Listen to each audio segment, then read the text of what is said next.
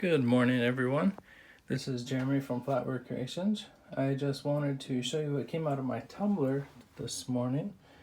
I have already taken out all of the water and the steel strap, and just wanted to show you guys this.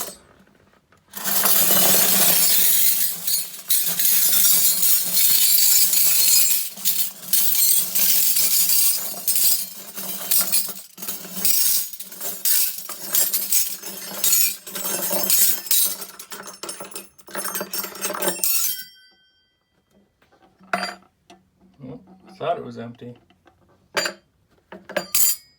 There we go. So these are all spoon bowls that I had in my drawer, getting ready to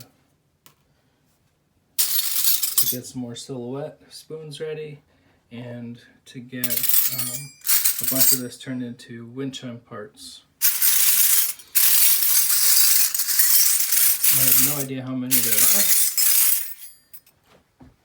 but that's a lot of spoons. Alright, I hope you guys have a great day. Keep making.